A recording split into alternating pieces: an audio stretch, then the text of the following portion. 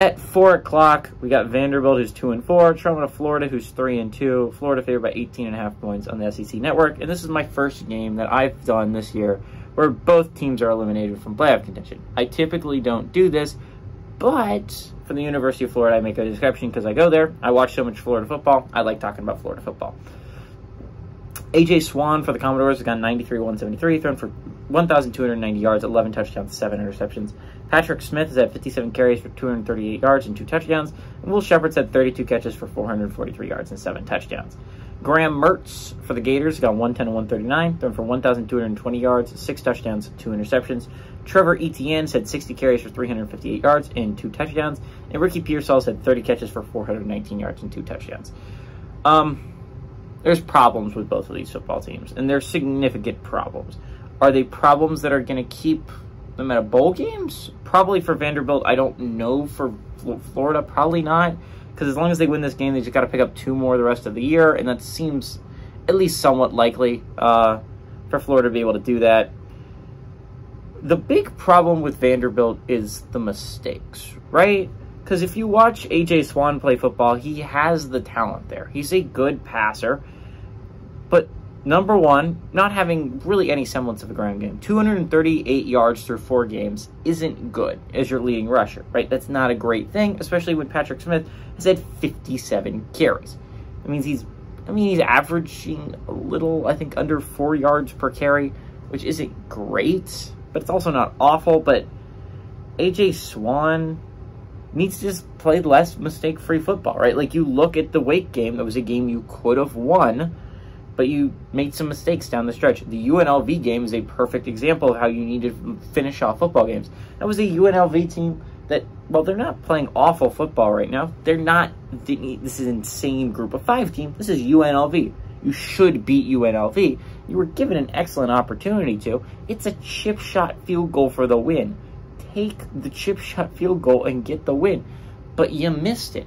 How do you miss a chip shot field goal? I'm saying this right after I talked about Clemson, the Clemson game, but UNLV game was a game you could have had. The Kentucky game was a game that you made a whole bunch of mistakes throughout and threw some pick sixes that cost you the game.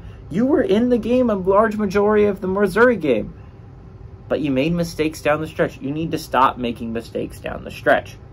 Florida, on the other hand, has so many problems, which Kentucky exposed last week. Number one, your offensive line is atrocious. It's very bad, which isn't going to show up like against a team like Vanderbilt or even a team like South Carolina next week, but it will show up against better teams. Georgia is going to wreak havoc on this offensive line unless it doesn't get drastically better fast. You compare that to also the defense was not able to stop the run at all, and that was a strength of this football team, was that the run defense was so good. Tennessee was barely able to get anything on the ground. No one was really been able to run on us all year outside of a quarterback run, right? Quarterback runs were our weakness, but runs up the middle were typically going nowhere.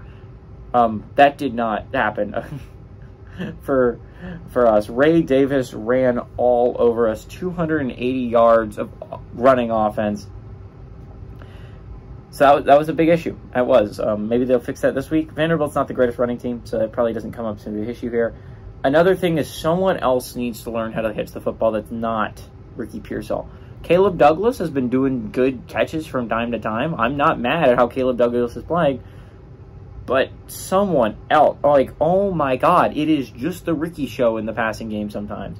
And I mean, we have good runners in Etienne and Montrell, but they can't run the ball every play.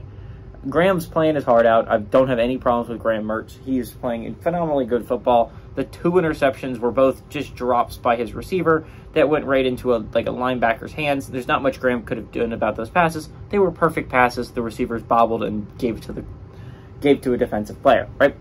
Graham's playing really good football. I think Graham gets a bounce back game here. It's not like he needed a bounce back game. He was one of the few bright sides of a atrocious game against Kentucky. Graham really did play his heart out. Graham played really good football. He made some big time plays to try and at least somewhat get us respectable. It was a beatdown for sure. I think Florida wins this one. Really, sadly enough, I think Vandy keeps it somewhat close. Vandy's been able to keep it close with better football teams than this. Give me Florida to win, but Vandy to cover the 18.5 point spread.